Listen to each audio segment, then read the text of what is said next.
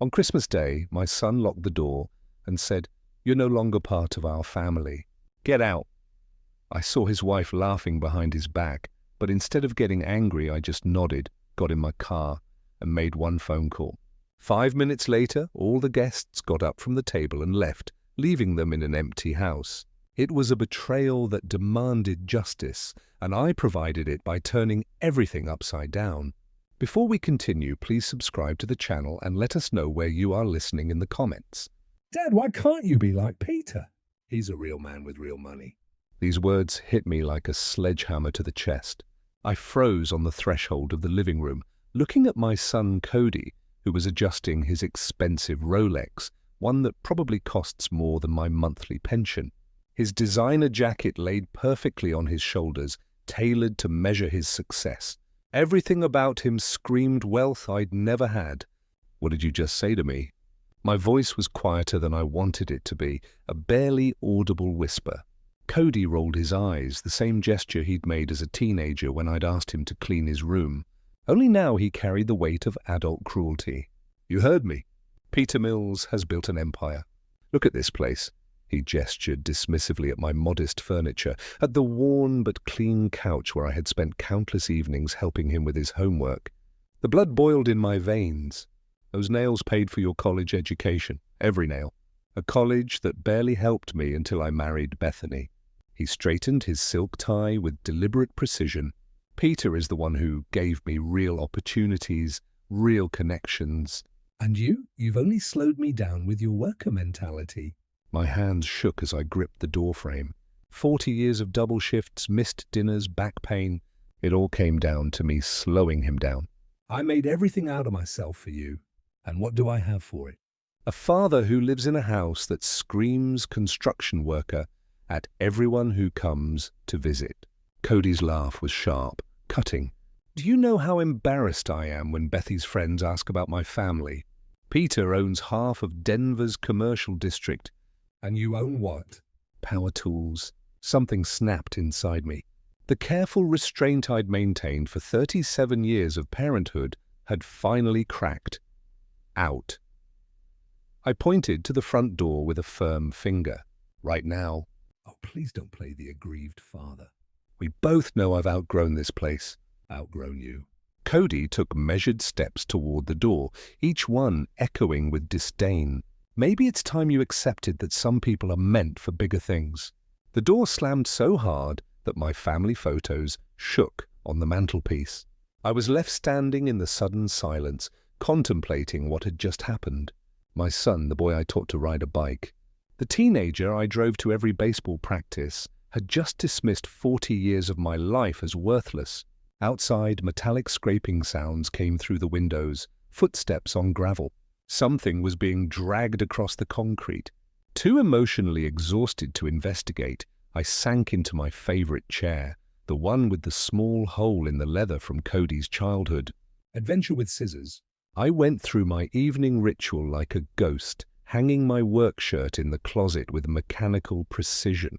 My reflection in the bedroom mirror showed a 70-year-old man who suddenly looked his age. Cody's words echoed with every movement. A real man with real money. As I brushed my teeth, I couldn't escape the memory of 8-year-old Cody proudly showing his friends the toolbox I had given him for Christmas. "My dad builds everything," he announced with pure excitement. When did this pride turn into shame?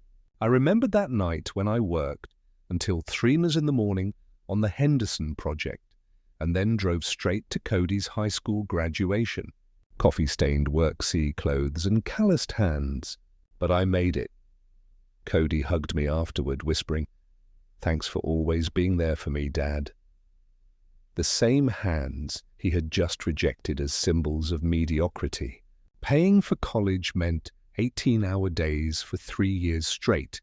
I missed family dinners, sacrificed weekends, gave up vacations with friends. Every overpayment went directly to his education fund.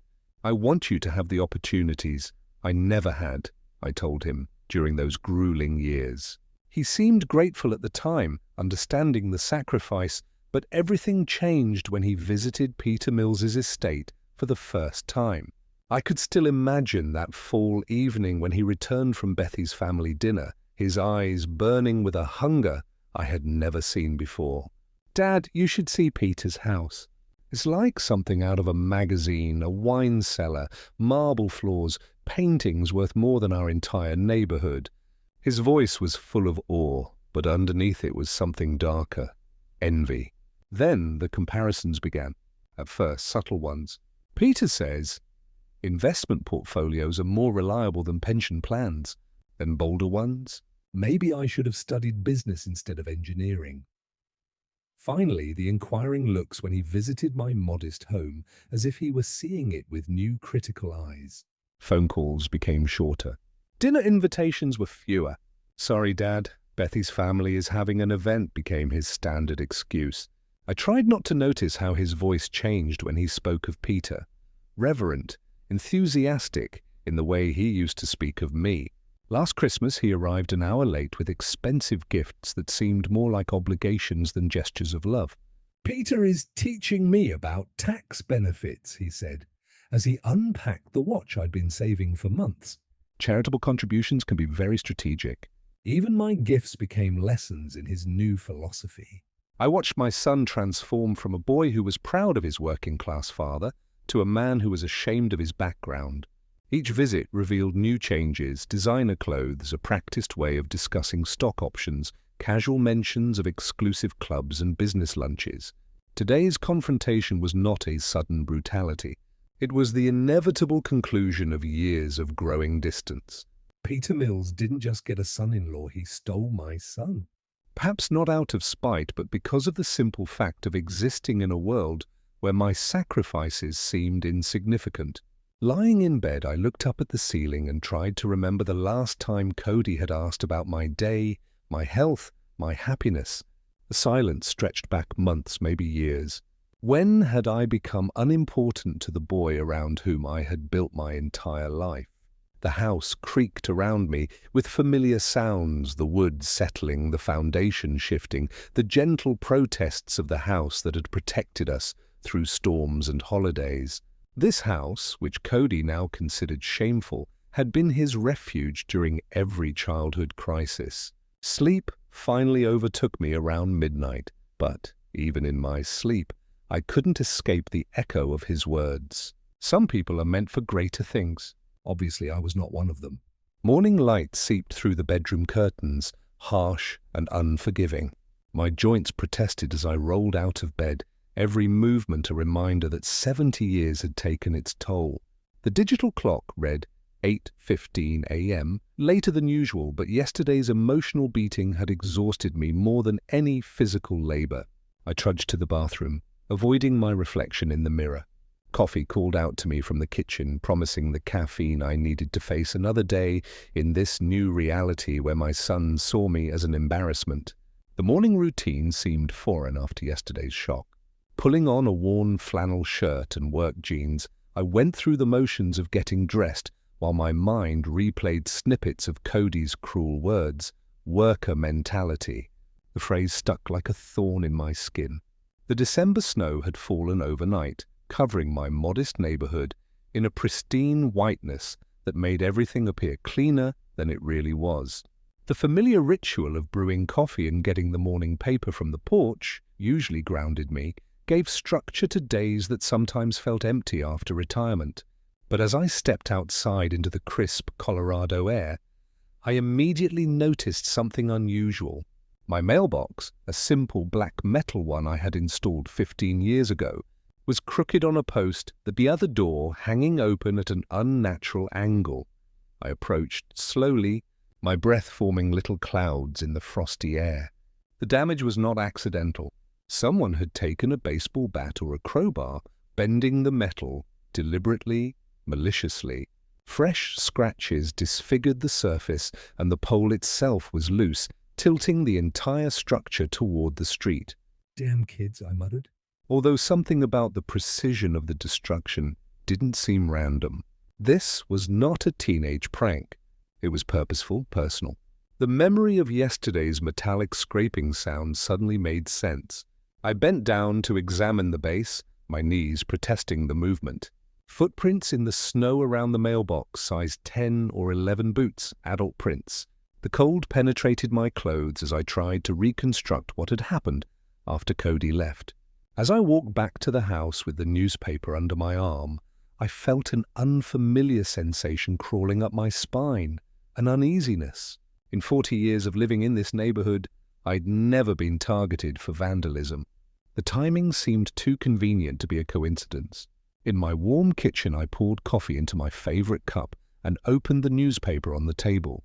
The familiar comfort of the morning routine should have calmed me down, but my concentration slipped. The words blurred as my mind went back to the damaged mailbox, to Cody's venomous words, to the growing certainty that yesterday's confrontation wasn't over. I thought about calling the police, then dismissed the idea. What would I tell them? My mailbox was vandalized the same night my son called me a loser. They'd think I was a paranoid old man connecting unrelated events. The coffee went cold as I looked at the headlines I couldn't comprehend. Sports scores, weather forecasts, local news. Nothing penetrated the fog of unease that had settled over me. Something seemed wrong, incomplete, as if yesterday's quarrel was only the first act of a larger play. I tried to focus on the crossword puzzle, a daily ritual that usually provided an escape from life's complications. 7 across. Betrayal of a family member. The irony was not lost on me, but I couldn't even summon a bitter laugh. The kitchen clock ticked steadily to 9. Outside, the neighbors were beginning their morning routines. Garage doors were opening, cars were pulling out of driveways, and the normal sounds of suburban life continued despite my personal upheaval. Then the phone rang. I stared at the phone for 3 rings before answering, half expecting a telemarketer or a wrong number. The last voice I expected to hear was Cody. "Dad, it's me." His tone carried an artificial sweetness that immediately alerted me, completely different from yesterday's brutality. "Cody."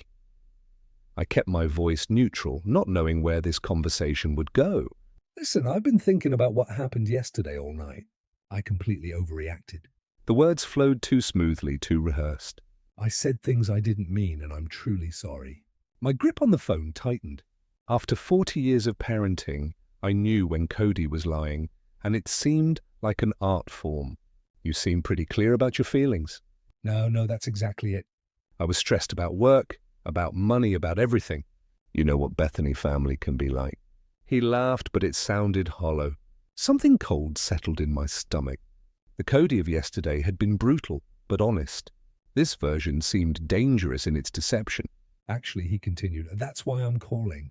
"Bethany and I would like to invite you to Christmas dinner tomorrow night at our house. It's nothing fancy, just Bethy's father, his business partners, and some other relatives, all successful and wealthy." Christmas dinner. The words came out choked. "Dinner is at 6. Bethany is making her famous roast." I should have said no. Every instinct screamed danger, but a desperate part of me wanted to believe that my son felt genuine remorse. I guess I could come. Fantastic. Oh, and Dad, maybe wear that nice suit for Mum's funeral. First impressions matter to Peter's company. The line went silent for a moment, and I heard muffled voices in the background, then Cody's voice, distant but audible, as if he'd forgotten to hang up properly. He really believed it. Cody's laugh was sharp, cruel. Did you hear that pathetic hope in his voice? You're terrible. Bethany voice more amused than disapproving. Although I have to admit, this will be interesting. Peter will love it, his successful business against my construction worker father. The contrast will be perfect. Don't forget the legacy, Bethany added. Daddy needs to see how much better he is than your father. This dinner guarantees us my father's inheritance and business. Right. By the end of the evening, Joseph will look so pathetic next to Peter's company. Peter will see how much we love him and no one else but him. My hand was shaking so badly that I almost dropped the phone. The complex cruelty of their plan hit me like a physical blow. This wasn't about reconciliation. It was about using me as a prop in their manipulation of Peter Mills. I carefully hung up the phone, my whole body shaking. They had planned this, not just a dinner, but an emotional manipulation, a fake apology, a deliberate preparation for public humiliation. My son didn't just reject me. He decided to turn me into a weapon. The kitchen suddenly seemed smaller, the walls shrinking as the full extent of their betrayal settled in on me. This was not teenage rebellion or adult disappointment. This was calculated cruelty designed to destroy any dignity I had left. I sat down heavily in the chair, the newspaper crumbling to the floor. For several minutes, I couldn't move, couldn't think of anything, but the echo of their laughter and the indifferent way they discussed my humiliation. But slowly something else began to grow in my chest. Not the defeat I had felt yesterday, but something firmer, more focused. If they wanted to play games with my emotions, if they thought they could use me as entertainment for their schemes, they were about to find out that this old builder still had a few tricks left in him. The phone was silent on the cradle, but my mind was already working. My hands kept shaking. Father, the builder. The words repeated in my mind like a broken record. Not even my father or dad, just the name of the profession, the social classification that confused them. I gripped the arm of my chair until my knuckles turned white, fighting the dizziness that threatened to overwhelm me. Bethany Giggle kept playing in my head, that sharp sound of breaking glass, of a young woman who found real pleasure in planning an old man's humiliation. This is going to be interesting, as if my dignity was a dinner theatre for their entertainment. But it was Cody's voice that hurt the most, a pathetic hope. He recognized the desperation in my tone as I accepted their invitation, and he relished it. My own son had made a weapon out of my love for him, turned my willingness to forgive into ammunition for their scheme. I stood up slowly, my legs wobbling beneath me. 70 years of life, 45 years of marriage, 37 years of parenthood, all reduced to props in their Peter Mills play. They weren't just rejecting me, they were planning to make a circus show out of my working-class background. A photo on the fridge caught my attention. Cody High School graduation. Both of us smiling by his diploma. I worked 18 hours a day to afford the fees for that private school. Now he wanted to use my sacrifices as proof of his own superiority. Something fundamental shifted in my chest. Not the devastating sadness I felt yesterday, but something firmer, more centered. My father taught me that a person's worth is not measured by their bank account, but by how they respond when life knocks them down. "You can lie there and take it," he said after the neighborhood bullies cornered me when I was a boy. "Or you can get up and show them who you really are." I went to the living room window and looked at my damaged mailbox. The vandalism suddenly made perfect sense. A psychological warfare designed to make me feel vulnerable to their dinner invitation. They had orchestrated every detail from the property damage to the fake apology building to the big finale tomorrow night. But they made one critical mistake. They assumed I would remain in the dark about their plan. I moved to the desk drawer where I kept important phone numbers. Peter Mills had given me his business card last year at Cody's birthday party, a gesture of respect between in-laws. "Call any time, Joseph. We should get to know each other better." I appreciated his directness, then his lack of pretense despite his obvious wealth. Now that business card represented something completely different, an opportunity. My engineering mind began to analyze the situation with mechanical precision. They wanted to humiliate me in front of Peter to demonstrate his superiority and secure the prospects of an inheritance. But what if Peter found out about their deception in advance? What if he finds out that his daughter and son-in-law are manipulating him into cruelty to an elderly family member?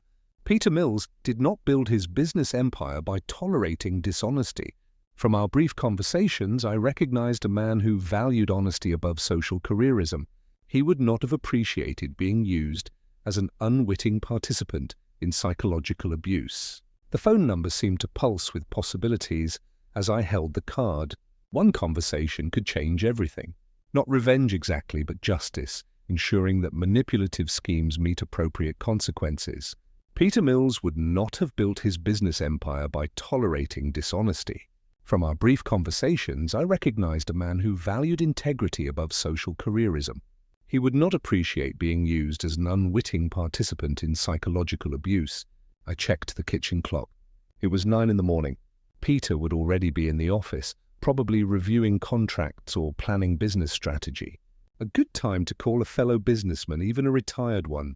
For the first time since Cody left yesterday, I felt something other than pain and confusion. Purpose, a direction, confidence that I would not be a victim of anyone, not even my own son. Finding Peter's business card took longer than expected.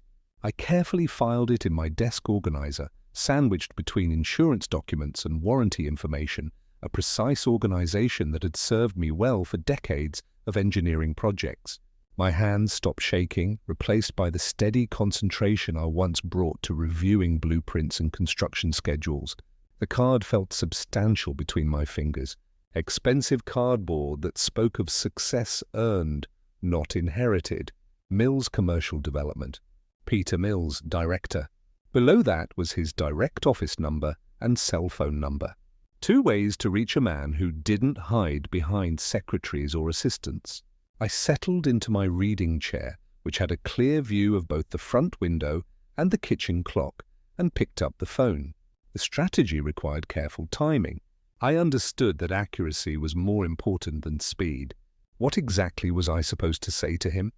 The truth, of course, but delivered with surgical precision. Peter needed to know that his daughter and son-in-law were manipulating him, using family gatherings as stages for their auditions. I understood that accuracy was more important than speed. What exactly was I supposed to say to him? The truth, of course, but delivered with surgical precision. Peter needed to know that his daughter and son-in-law were manipulating him, using family gatherings as stages for their auditions for his inheritance. But I couldn't sound like a bitter old man complaining about ungrateful children. I silently rehearsed my opening lines. Peter, this is Joseph Taylor. I'm calling about tomorrow's dinner.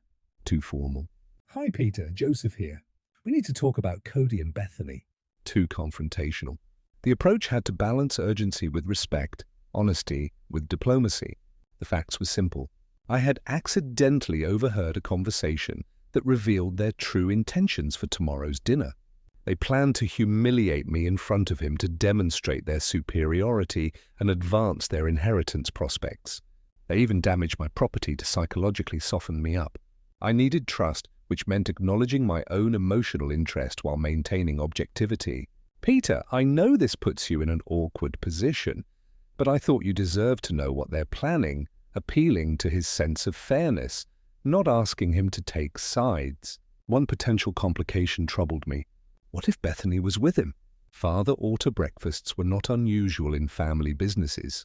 I needed to be prepared to offer to call back later if the time was not right for a private conversation, but my instinct told me that this was the moment. Waiting would only give me more time to doubt myself, to lose the clarity that came from righteous anger and recent betrayal. Peter Mills struck me as someone who valued straightforwardness, who would rather deal with problems head-on than let them fester. I returned to the phone, card in hand, and took a deep breath. This conversation would determine whether tomorrow night would be their triumph or their downfall, whether justice would prevail over manipulation, whether the old builder could outsmart the privileged children who had underestimated him. The numbers felt familiar under my fingertips as I dialed. Professional muscle memory from decades of important phone calls, contract negotiations, emergency consultations. Each number deliberate, purposeful, irreversible. The phone started ringing. Peter picked up the receiver and I told him everything without any hope that he would believe me. But surprisingly, what I told him shocked him, and he did not hide his confusion and anger. I told him my plan and he agreed to help me. Pup 7 full pusp. The next evening, I drove through the upscale Hillcrest neighborhood in Denver, which seemed surreal to me. Mercedes and BMWs lined the curved streets like expensive jewels displayed on velvet. Christmas lights twinkled from mansions that could house 3 families my size, each a testament to a wealth I could never have imagined. Cody's house stood at the end of a cul-de-sac, its limestone facade illuminated by strategically placed spotlights.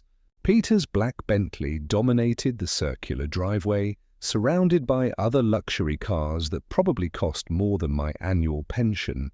The scene looked like a magazine spread titled, "How the Other Half Lives." I parked my modest Honda next to a shiny Porsche. the contrast almost comical. Through the massive front windows I could see silhouettes moving around the elegant dining room. Peter's business associates, no doubt spectators for tonight's planned humiliation. Checking my appearance in the rearview mirror, I smoothed my tie and adjusted my jacket. The same dark blue suit I wore to my wife's funeral looked decent enough, though it would seem worn out next to the designer clothes inside. That was exactly what Cody and Bethany were counting on. But as I walked along the immaculate stone path, my steps were confident and my breathing calm. Let them have their moment of triumph. Justice had a habit of coming when it was least expected. Before I could reach for the bell, the front door opened with theatrical precision. Cody stood in the golden light pouring from inside, his expensive suit immaculate, his expression bearing the cruel satisfaction I had heard in his voice yesterday morning. "Well, well, look who's at our doorstep." His voice was loud enough for the guests inside to hear. "Did you really think you belonged here today?" Behind him appeared Bethany, like a supporting actress coming out on cue. Her black cocktail dress probably cost more than my monthly grocery budget, and her smile had the sharp edge of anticipated amusement. Oh, this is precious. He really came. "Dad!" Cody stepped forward, completely blocking the entrance, his body language screaming possession and control. Let me make this crystal clear to you. His voice rose with practiced cruelty, ensuring maximum impact on his audience. "You are no longer family to us." Only Bethy's parents are our family now. You go away. The words hit the cold air like physical blows designed to wound and humiliate. Inside, I could see the guests stopping their conversations, some turning toward the commotion with the awkward fascination people reserve for public embarrassments. Bethy's laughter bubbled up from behind Cody, excited and malicious. Did you see his face? Oh, it's even better than we imagined. But instead of the broken ruin they expected, I felt only a strange sense of completion. It was exactly what I had prepared for, exactly what Peter needed to confirm through his sources inside. I understand. My voice remained steady, disappointingly calm for their theatrical performance. "Well, Cody, I hope you get everything you deserve today." I met his eyes with the quiet dignity of a man who had worked honestly all his life. Everything. His expression flickered with momentary confusion. This wasn't the script he had written, the pleading, the shame, the public humiliation that would demonstrate his superiority to Peter's influential friends. "That's right, old man. Go away. Back to your little builder's house where you belong." But there was less conviction in his voice now, unsettled by my unexpected restraint. I turned and walked back to the car with measured steps, my back straight despite the December cold. Behind me, I heard Cody's forced laughter and Bethy's comments, but their words seemed distant, unimportant. When I got to the Honda, I settled into the driver's seat and watched the house through the windshield. Through those expensive windows, Peter's guests continued their elegant evening, unaware that they were about to witness a very different kind of show. I took out my phone and dialed Peter's number. The phone rang twice before Peter's familiar voice answered, professional but warm. "Joseph, as we discussed," I said simply, watching the golden windows of the house where my son thought he had just achieved his greatest victory. I understand completely. Peter's tone carried the weight of a man who had built an empire, quickly reading situations and acting decisively. "Thank you for keeping me informed." The call ended there. No dramatic statements, no long explanations, just two men who understood that some betrayals demanded immediate consequences. Peter raised his glass of wine, drawing attention. The room gradually fell silent as Denver's business elite turned to their host, expecting pleasant Christmas cheer, or perhaps a toast. "Friends!" Peter's voice carried the authority that had brought him millions. "On this Christmas Eve, I want to talk about family values, real values that are more important than social status or financial success." Cody and Bethany beamed, interpreting this as validation of their actions. Proof that Peter appreciated their demonstration of superiority over Joseph's working-class background. "I've learned today about people who value money over character who manipulate family relationships for personal gain. Peter's tone remained conversational, but his words carried surgical precision. People who treat older family members as props in their schemes of social careerism. The first shadow of confusion crossed Cody's face. This was not the praise he had expected. I also learned the difference between inherited wealth and earned dignity, between people who build themselves up by tearing others down and those who maintain their integrity regardless of their bank balance. Bethy's smile began to fade as the guests exchanged glances. Peter's meaning became unmistakably clear. So today, I choose to spend my Christmas with people who understand that family, loyalty, and basic human decency are more important than manipulative and greedy children. Peter sat down his wine glass with finality. I choose to leave this house and this company. The silence that followed was deafening. Then Peter walked to the front door with calm determination, his decision made and executed with the same business efficiency that had built his empire. "Peter, wait!" Cody's voice cracked with despair, but Peter did not stop. "Daddy, you don't understand," Bethany began, but her father was already reaching for his coat. None of the guests needed further explanation. In Denver's social hierarchy, following Peter Mills was simply common sense. One by one, the guests began to gather their belongings, muttering polite excuses that fooled no one. "This is a misunderstanding," Cody exclaimed, his voice rising to panic. We can explain everything, but explanations were unnecessary. The exodus began, and in a matter of minutes, the elegant dinner party disintegrated into an awkward scramble for the exits. Peter was the first to leave the house, his dignified gait cutting through the December air to my modest Honda. Behind him followed three other guests, successful people who had just witnessed something extraordinary. Joseph. Peter's voice carried genuine warmth as he approached my car. I believe we have a better place to spend Christmas Eve, indeed. I unlocked the door, inviting them inside. Follow me, gentlemen. It's not far. The convoy formed naturally. My aging Honda led the parade of luxury cars through the night streets of Denver. In the rearview mirror, I watched as Bentleys and Mercedes followed my modest car like a funeral procession, although it was more like a celebration. "I have to ask," Peter said from the passenger seat, his voice still tinged with shock. "How did you know to prepare for today? How did you foresee all this? After I overheard their conversation yesterday morning, I called you right away. But even before that, I drove through the traffic light, choosing my words carefully. I've been watching Cody change for months." One of the guests, a close friend of Peter's, leaned forward. "Did you really prepare an alternative dinner?" "A full Christmas feast," I confirmed, feeling a quiet satisfaction. "I prepared it today. It seemed wise to have a backup plan." Peter nodded admiringly. Most people would either have avoided confrontation altogether or gone into it unprepared. You did neither. 40 years in construction teaches you to plan for all eventualities. Always have a backup plan when dealing with unreliable people. The irony did not escape me, calling my own son unreliable. We returned to my neighborhood where modest houses contrasted sharply with the affluent area we had just left. Christmas lights twinkled from small front yards, creating a warm, authentic atmosphere that money couldn't buy. "That's what I was trying to tell them in my toast," Peter continued, looking at the working-class houses. "Real wealth isn't about bank accounts or designer clothes. It's about character, loyalty, who you are when no one is looking. You gave them exactly what they deserved." Other cars parked along my street, expensive cars that looked strangely out of place in this honest neighborhood. All the guests got out of their cars, not with contempt, but with genuine curiosity about this man who had outsmarted the manipulators. "I have to mention," Peter said as we walked to my front door. "I'm ending all business relations with Cody immediately. And Bethany," he paused, pain flashing across his features, "she'll inherit much less than she expected. I'm sorry about that, Peter. I never meant to cause trouble between you and your daughter." "You didn't cause anything, Joseph." "You revealed what was already there."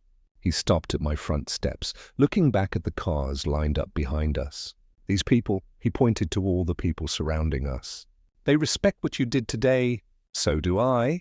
Mrs. Henderson from the house next door peered through her curtains at the unusual collection of luxury cars, probably wondering if I had won the lottery or joined some exclusive club. In a sense, I suppose I had a club of people who value honesty over inheritance.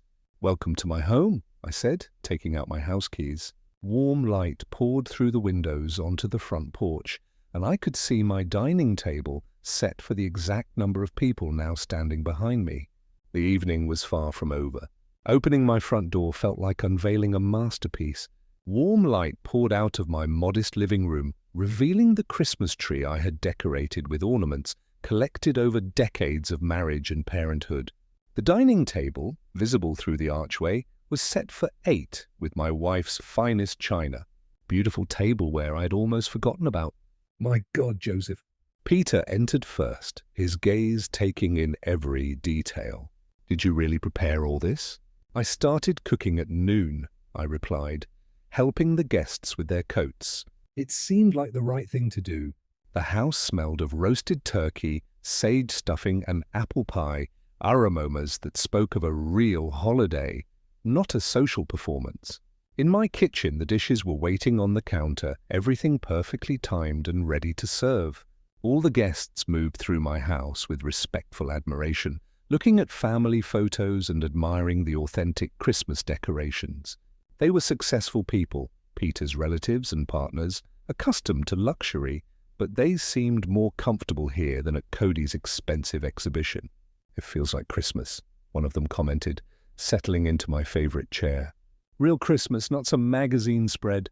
I began bringing dishes from the kitchen. Golden turkey carved and arranged on plates, mashed potatoes with real butter, green beans from my own garden that I had frozen last summer. Peter immediately joined me, carrying salad bowls without being asked, our partnership naturally extending to domestic cooperation. "When was the last time you saw me serve dinner to myself?" he asked quietly, pouring water into glasses around the table. "I usually have people to do that for me." "Today we're all just family and friends sharing a meal," I replied, setting out the last of the place settings. The transformation was striking. Peter Mills, who owned half of Denver's commercial district, was helping an elderly builder serve dinner, and it felt completely natural. His partners, accustomed to 5-star restaurants and catered events, praised my simple cuisine with genuine enthusiasm. "This turkey is incredible, Joseph," said one of them, cutting into the perfectly brown bird. "Where did you learn to cook like this?" 4 years of marriage," I replied, pouring wine from bottles I had saved for special occasions. "My wife taught me well before she passed away." The conversation flowed around shared stories of family traditions, honest work, and values that truly mattered in life. These wealthy businessmen found themselves relaxing, laughing, and sharing memories of their own humble beginnings and the people who shaped their character. Peter raised his glass when the main course was over. "Joseph, I want to thank you for today, not only for revealing the truth, but for reminding us what true hospitality looks like and what a real family means," added another guest. Family isn't about blood or money. "It's about the people who support you when it matters." I slowly stood up, feeling the weight of the moment. Everyone fell silent, sensing that something important was about to happen. The warm light from my Christmas tree cast gentle shadows on the faces that had become allies, even friends, in the space of a single evening. Headlights appeared through the front window. 2 cars stopped behind the others, their engines dying with the abrupt finality of desperate decisions. I raised my glass, looking around the table at faces glowing with genuine warmth and satisfaction. "To family," I began, raising my glass to the warm faces surrounding my dinner table. "Not the family we were born into, but the one we choose, the people who support us when it matters, who value character over." The front door burst open without warning. Cody stormed through my living room like an invading army, Bethany close behind him, both still in their expensive party clothes, but now disheveled with despair. "How dare you?" Cody's voice cracked with rage as he took in the scene. Peter and the guests comfortably seated around my modest table, wine glasses raised, faces glowing with genuine warmth. How dare you steal our guests? The reaction around my table was immediate and uncomfortable. Guests put down their glasses, shifted in their chairs, witnessing this display of privileged rage. Peter's face darkened with shame for his daughter, who stood next to Cody with tears of disappointment streaming down her cheeks. I didn't steal anyone, I replied calmly, still holding my glass. I just offered them a place where they would be welcomed as guests, not used as props. You manipulated them, Bethany argued, pointing an accusing finger at me. You turned them against us with your sober stories and your poor old man act. One of Peter's partners cleared his throat diplomatically. Actually, we left because of the toast your father gave about family values. It was quite instructive. Cody turned to the guests, his despair palpable. He's lying to you. He's just a bitter old builder who can't accept that. His son has surpassed him. He sabotaged our dinner because he's jealous of our success. Success? Peter's voice cut through the room like a knife. Is that what you call planning to humiliate your father to impress me and the guests? Bethany rushed to her father, kneeling beside his chair. Daddy, please. You don't understand. We were trying to show you how much we love you. By using Joseph as a target for ridicule, Peter's voice carried the coldness of utter disappointment. By planning his public humiliation as entertainment. It wasn't like that, Cody insisted, but his voice lacked conviction. We just wanted to show the contrast between the room fell silent, except for Bethy's muffled sobs.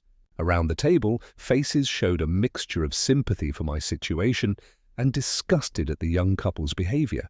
These were successful people who understood the value of character, and they had witnessed its complete absence. Cody's face reamed with rage and despair. He turned to me and said, "You ruined everything. Do you have any idea what this cost us? Peter, his legacy was our future. Your future was never built on solid ground," Peter said, slowly rising from his chair. The authority in his movement instantly caught the attention of everyone in the room. It was built on manipulation, greed, and the assumption that I would never discover your true character. Bethany looked at her father with pleading eyes. Daddy, please, no. Peter's voice carried a finality that drowned out all protests. Peter stood with the commanding presence that had built a business empire, his gaze shifting between his daughter and son-in-law with the cold assessment of a man who had just discovered termites in his foundation. "Bethany, Cody," he began, his voice echoing through my dining room with devastating clarity. "Today you have revealed yourselves to be the very people I have avoided my entire business life. Manipulative, greedy, and fundamentally dishonest." "Dad, you can't," Bethany began, but Peter raised his hand to silence her. I can and I will. Effective immediately, Cody is dismissed from all business relations with Mills Commercial Development. Your job, your access to company resources, your future participation in any Mills family ventures, it's over. Cody's face turned white. Peter, please, I can explain. Furthermore, Peter continued, his business-like precision cutting through every interruption. My will is being rewritten next week. Bethany, your inheritance is reduced to exactly what Cody brought into this marriage. Nothing. The bulk of my estate will go to charities that truly understand the value of helping others without expecting anything in return. You can't do that, Bethany cried, jumping to her feet. I'm your daughter. Yes, you are my daughter, and today you showed me what kind of daughter you have chosen to be. Peter's voice carried a deep sadness beneath its firmness. Someone who would humiliate an elderly person for personal gain. Someone who values money over basic human decency. Around the table, Peter's partners nodded in agreement.